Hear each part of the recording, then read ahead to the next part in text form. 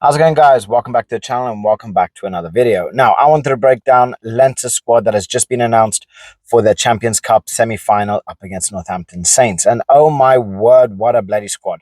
This is unreal. The depth that they hold is crazy. When you have the ability to have players like Kelleher, Porter on the bench, you have players like Slimani, you have players like Barrett on the bench. This is ridiculous. Elite talent on show. I don't know how the Saints are going to do it. I'm really hoping for a very good performance, but we're looking at the players on show. It's going to be difficult. We are going to be seeing that Gibson Park Prendergast partnership, which has been working so well this year for Leinster. Prendergast is really playing above and beyond. He's playing so well. He's playing with the tactical awareness, with the calmness of a player that is twice his age. Well, I say twice his age, but a very experienced player. And then not only that, you have Cian Healy with ridiculous experience, Dan Sheehan, who's scoring like him, he's a winger, and then Ty Furlong, who's quite possibly one of the best tight heads in world rugby. So it's going to be interesting to see how this game plays out. I am expecting a late substitutions around the 65th minute, and then we are going to see players like your Geordie Barrett to come on, your Andrew Porter, Kelleher. We're potentially even going to see Ross Byrne. We're going to see McGrath come on and just try to finish off Northampton if it is absolutely needed. But otherwise, it's going to be a difficult game. It's going to be a very long day for the Saints, because when you have a front three of Healy, Sheehan, and Furlong, that is just scrummaging heaven. That is elite talent on show. And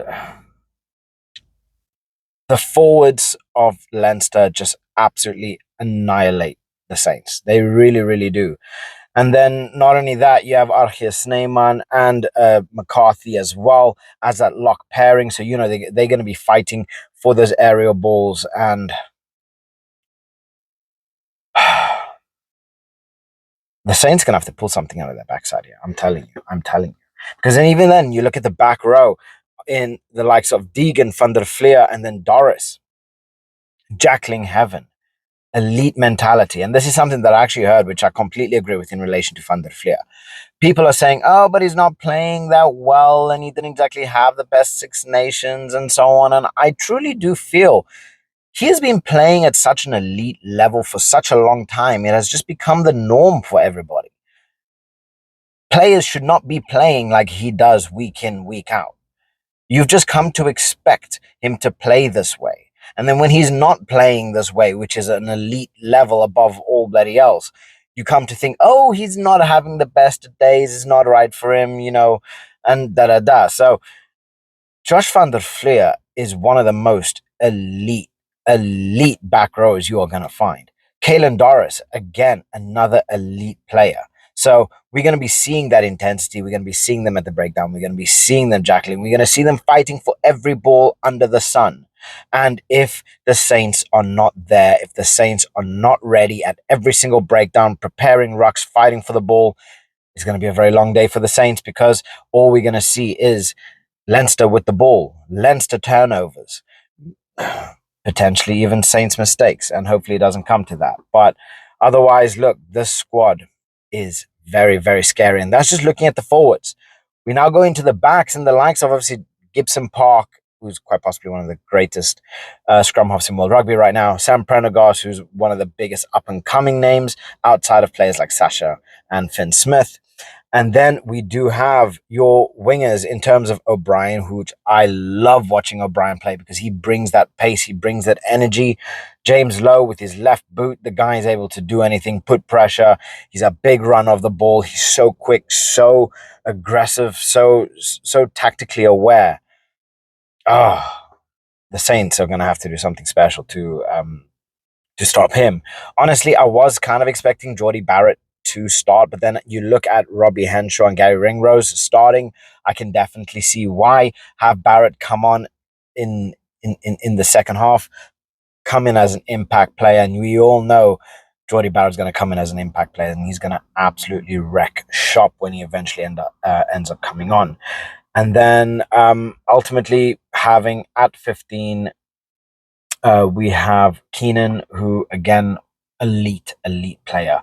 So we look at not we don't even look at we need to look at the 23 for Leinster to see where they're gonna where they're gonna do what they're gonna do and where they're gonna be because Low, we know he's going to sit back a little bit more.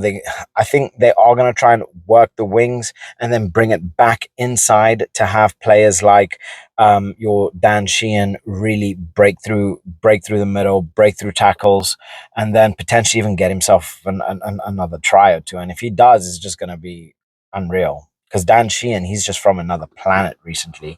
The guy is just phenomenal in every single way, shape, form. Hooker should not be scoring the way he does.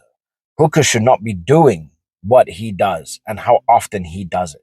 The guy, he's like the perfect mixture between someone who's fast, quick on his feet, aggressive, gets in with those tackles, makes big, heavy tackles. He's the size of a forward. He runs like a back and he scores like a bloody legend. So, yeah, the Saints are going to have a very, very difficult time breaking down this team. But I want to hear what you guys have to say in relation to this because we know Lens is going to be playing a kicking game from the likes of Doris, from the likes of Prendergast. We know they're going to be playing a kicking game. We are probably going to end up seeing Prendergast doing these crossfield kicks, James Lowe hitting these up and unders and then running onto it. Can the Saints defend against it? Or better yet, who is going to outscore who if it comes to it? Because the Saints had better get himself a very, very big lead before the likes of Andrew Porter, come on, Kelleher, come on, Baird, come on, Slimani, come on, because if they do not have a solid lead and these players come on, we are going to see just physical dominance, which I'm pretty certain we're already going to see from the Leinster side. And it's just going to get to a point where it's like, okay, what can we do now to minimize damage, minimize risk, and try to get as many points on the board for us as possible? Because otherwise, Leinster are going to run rampant. This is an elite side. Now, I do always say, look, could they come to the game a little bit rusty, having not played essentially the last few games?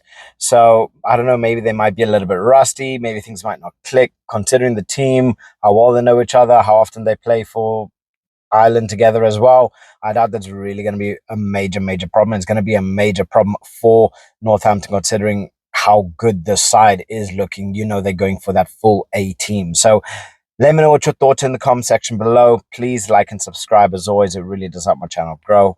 And I cannot wait for this Champions League game. So my prediction is going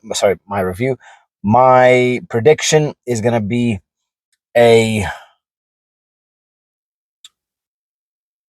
I think we're going to be looking at another 2017 around there. I think the Saints are going to be putting in a good performance. And I think it's going to come down to who can outscore each other. But it's a difficult one. My heart says a Northampton Saints win, but the team, from what I can see, says a Leinster win.